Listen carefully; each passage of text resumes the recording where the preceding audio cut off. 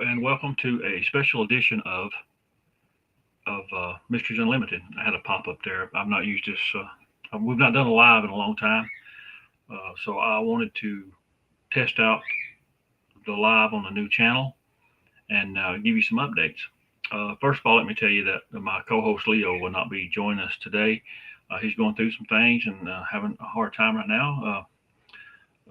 So we will carry on without him at this point, and at some point I'll look for him to come back. His situation is improving, it seems to be, anyways. But if he's going to be gone for an extended time, we may get somebody to fill in for him while he's absent. But anyways, the main reason for this video today, and I know we're probably not going to have anybody really in live watching this. But you can watch it on the replay. We've not done a Mysteries Unlimited in months. We've had a lot of problems and sickness, and then we lost our YouTube channel, our main YouTube channel, and we've had to build back. So we've not really been able to do a show. We've not gave up on Mysteries Unlimited. We have several shows out there now that you can go back and watch. It's got some really good content in it. And we still have our Mysteries Unlimited magazine that's hopefully should come out within, I don't know, maybe a couple months. I just stay so busy and I've been so sick, but I'll get to that in a minute. Anyways, like I said, we're testing the software with a new channel. So before I get into the next stuff, I want to tell you what happened to the old channel. We'd run the old channel, Crypto Watch, for 10 years or more. And we had a cryptocurrency people trademark the name just a few years ago. And they filed a trademark infringement upon us, even though we'd been using the name much longer than they had. The cryptocurrency crowd is really bullyish. They try to bully people and dominate all the search engines and all the conversation. And so I think it's really pitiful that they have to do that to try to get people to invest in their cryptocurrency stuff.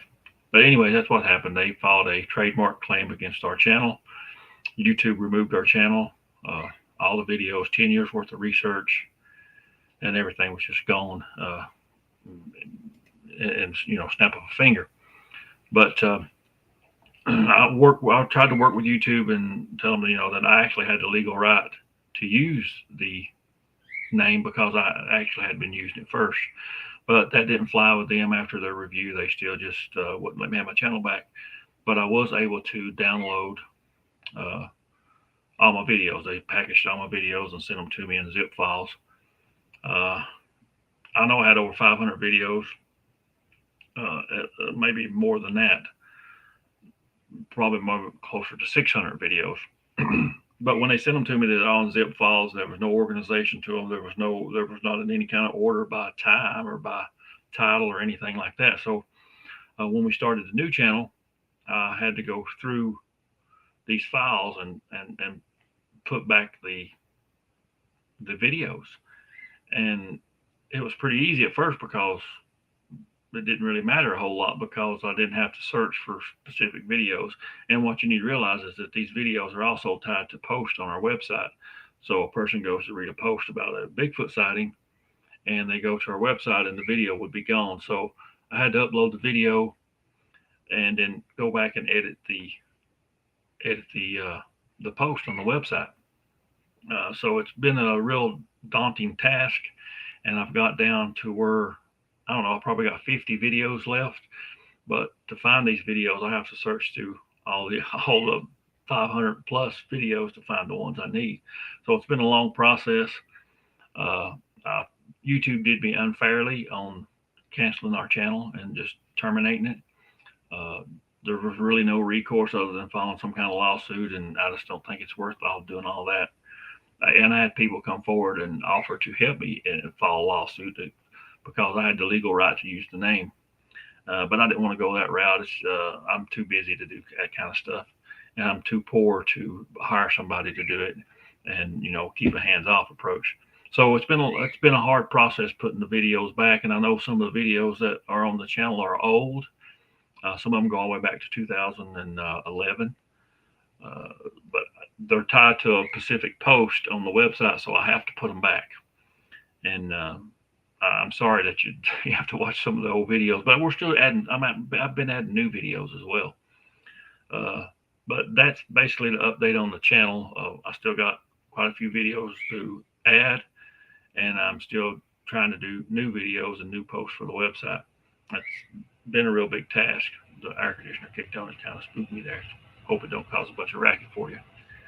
Uh, okay, what's next year? I got a little list of things I wanted to bring up and talk about.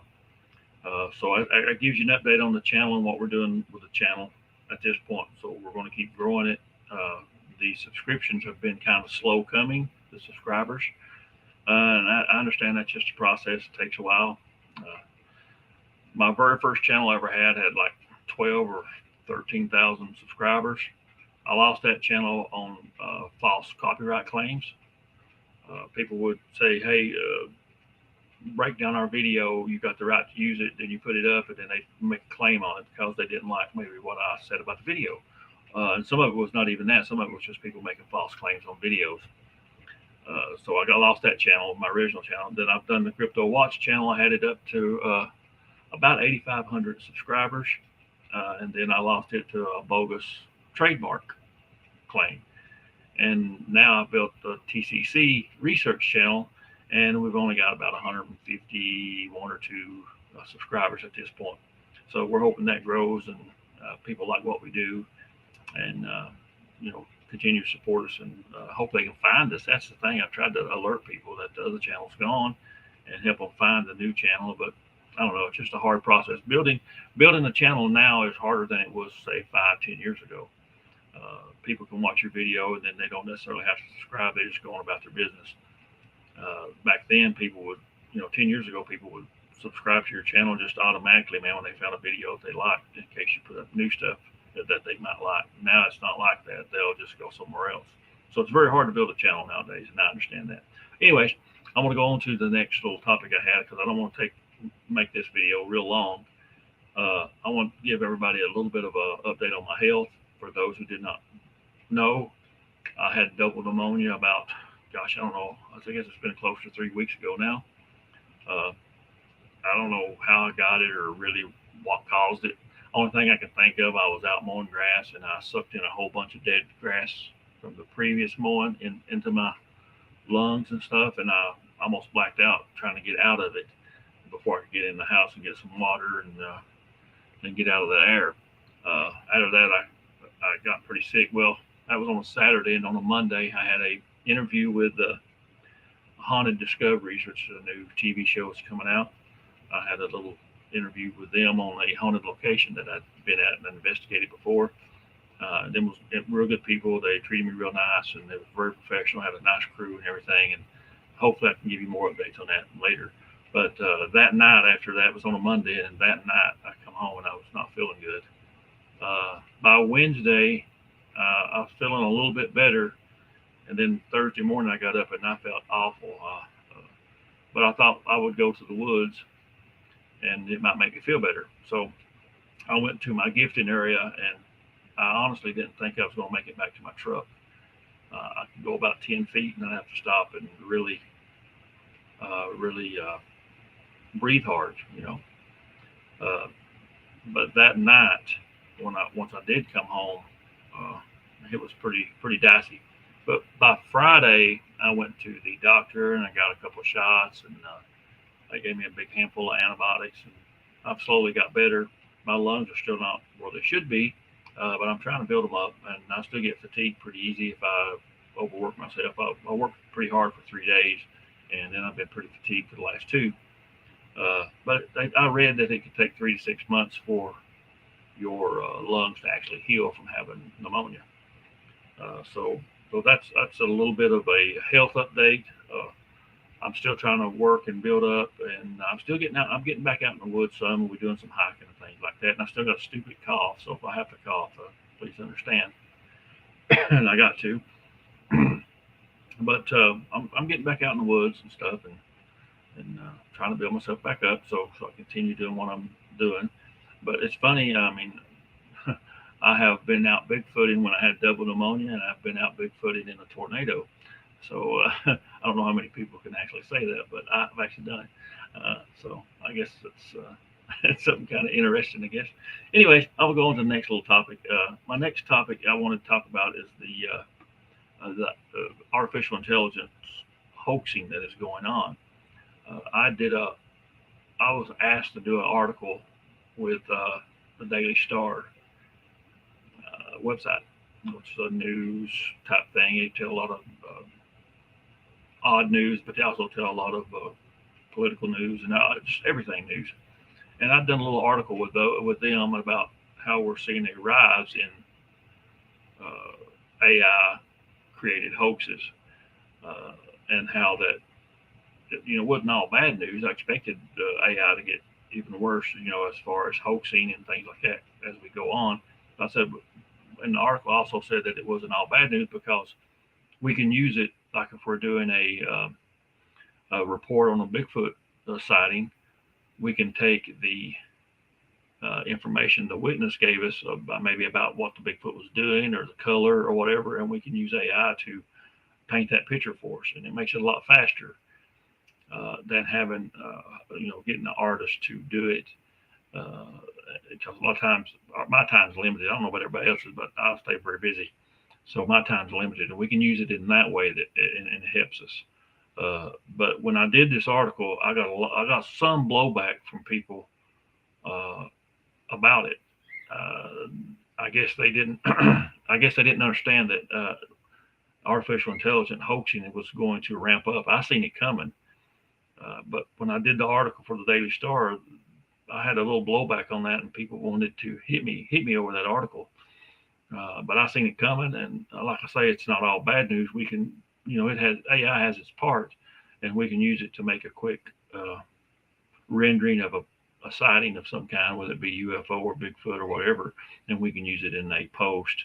But of course, we always want to add a little text on there that says it's recreation or something like that. But we're seeing a big rise in AI hoaxing right now, and people keep falling for it. I've seen the one with the big tall Bigfoot next to the guy, and he's holding a cane and all that stuff. I've seen that one dozens of times. And you tell people it's AI generated, and some of them believe it, and some of them don't. I heard my phone quacking. My phone quacks when I get a message. It's funny. Anyways, that's. I got another little topic or two here I want to talk about. Like I said, I know we're not going to have a lot of live people in joining this, but they can watch the replay later. I'm still working on some films. I've got 2 or 3 folders that would represent 2 or 3 films that I'm working on. But when I was sick, I wasn't able. Of course, that took weeks out of my time to do anything. I still have some interviews to do. We did release Shadow House: 40 Years of Terror, which is a paranormal documentary. I helped on that, and I got a little bit of investigating time in there. It's actually on Tubi if you want to watch that. I may have a picture. Let me see if I got a picture of the box art to share. I don't know if I do or not. Everything is so. Of course, I've not done a live in a good while. But I plan on doing. Getting back to doing live shows more often with guests and different topics and things like that. There we go. This is a little screenshot maybe. Let's see, did it show up? Let me get me off the screen. Will it get me off the screen? It ain't gonna do it. Oh boy. So my share of the screen is not working the way it's supposed to. I wanted to share that.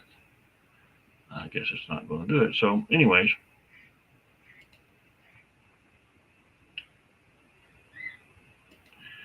like I say, I've not used this software in a while because me and Leo both had some health issues and some personal issues, so we couldn't do shows, and then we lost our YouTube channel. And here we go. There's the actual artwork. of the Shadow House 40 Years of Terror. Great little documentary. Some amazing security camera footage of shadow people and things smacking the cameras around, and it's really interesting. And we did some things this time that we haven't done in investigations before. We brought in an intuitive healer, psychic. We actually brought in two of them. Used some thermal stuff, a lot of different things in this. But the story is good. So how it's followed the people for years. So it's on Tubi TV for free, and it's on a few other places if you want to watch that. That's the latest film. But I've also been working on a couple new Bigfoot documentaries. I plan on hopefully doing some interviews for that in the coming weeks. Hopefully, you never know. As you get older, you get sick more, seems like. So I wanted to keep this actual live show to about 30 minutes. Like I said, I know we wouldn't get a lot of in-stream live viewers, and that's okay. The future of this channel, I want to talk a little bit about that next. On our old channel, we had memberships that we had. We had a lot of the things that YouTube offered that would help us monetize comments and chats and special icons and all that kind of stuff. We want to get back to that. I know it's not for everybody. I never did make much money off of YouTube. Maybe sometimes for a while it was only about $100 a year, and then it went to where it's about maybe $100 a month. So even though that don't seem like a lot of money, it helped because I have to pay for all the website stuff and hosting, and not hosting as much as I used to. I used to have to pay a lot of hosting. But we want to continue to grow the channel. We're going to continue researching. We've added quite a few people to our team. I wish they would participate a little bit more, but I understand life gets in the way, and they're busy too. But we're going to continue to grow the channel. We're going to continue to do our research and break down videos and a little bit of everything. And we're going to continue to make movies on the side because that's what we like to do. You never know when things are going to happen as far as sightings or who's going to send us a sighting or whatever. We're going to try to be ready and get to the field, and if we can, and get to the witness if we can. We've got people in several different states that can help us. If we got Bob and Karina out in Oregon. They've been good over the years. They're still active researchers, and they're still active with sighting and things like that in the area. We got people, like I say, all over the place, several states. So we're going to keep pushing on that and keep pushing on the research. And on a personal level, of course, I'm going to keep researching. I do it for personal knowledge, and I like to share it with like-minded people. It's never been my goal to try to prove Bigfoot to the world. I don't care if the world ever believes it or not. It's no big deal to me. I know it's real. I've seen it. So I'm going to keep doing that when I'm able, when I can, and sharing what I can on that kind of stuff. As far as the Mysteries Unlimited, I'm wanting to start doing shows again on that as soon as I can. I've probably got at least 2 to 3 more weeks of putting up the old videos again and making sure that they are tied to the post from the website. So after that, I do have a couple guests that I want to try to line up for Mysteries Unlimited, and hopefully by that time either Leo is back where he can co-host with me. If not, we'll probably have to get somebody to fill in until Leo is back ready to go.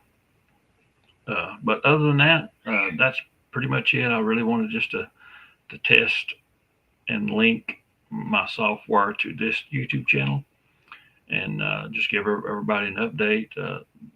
Thanks to all those who have subscribed and who have supported me. I've had a few people who at one time it's very rare that I go to the point where I really am about to quit Bigfooting, but that happened to me recently. I mean, of course, you question yourself every day about quitting, but I never do. I've never went. But recently, I was so discouraged with it, with how people are. They support hoaxers and people who fake stuff, and you try to tell them that, hey, this guy's been faking forever, just like the Mike Peterson or Patterson or whatever his name is that just posted the plastic Bigfoot heads up. He's been hoaxing for years. He's been hoaxing vocals for years, and people still support him. I don't understand that. And then you got a person like me who goes out and about kills myself trying to actually find something real, and they just blow me off. Just don't pay any attention to me. Uh, but I just never. I was real discouraged, and I almost really quit. Uh, where I would have quit sharing stuff because I mean, once you get Bigfoot in your blood or whatever, you're going to do it until you're not able. But I almost quit, and I had a few people come out and support me and make a few videos encouraging me, and I appreciate that. Uh, it helped me a lot. I was kind of in a bad spot. And that usually don't happen to me. Usually I'm kind of pretty upbeat and stuff, uh, and I just kind of take it all in stride. But that was pretty down then, and I appreciate their support and help. Uh, you know, keeping me going, I guess, so to speak, and that what I do is they valued it if nobody else does. Uh, I've always said that my work, my research work, and probably other stuff that I've done will be much more appreciated once I'm dead. But I don't want to die anytime soon. But anyways, I wanted to keep this video short, and I didn't want to. I didn't really mean to call out poor old Mike. He does what he does, and people support that. Go for it. But I'm telling you, it's fake.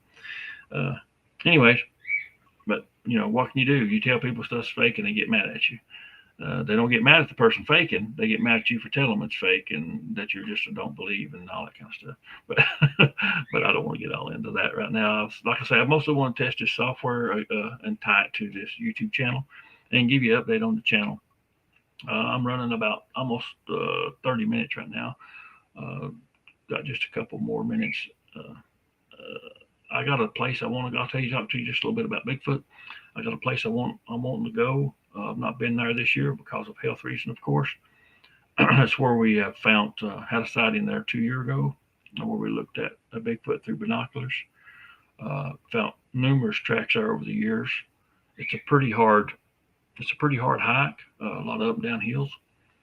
Uh, but I'm wanting to get back there soon and check out for tracks. I don't know if I could have a sighting again or not, but usually there's a couple of good spots where you can find some tracks, and that's where we found the family tracks. There was like two adult males and a child Bigfoot. It had just like a small 6-8 inch track. We done some casting of that, and the guy that was with me, whose name is Guy, from Arkansas, he done some casting of tracks and stuff, and took some back home with him.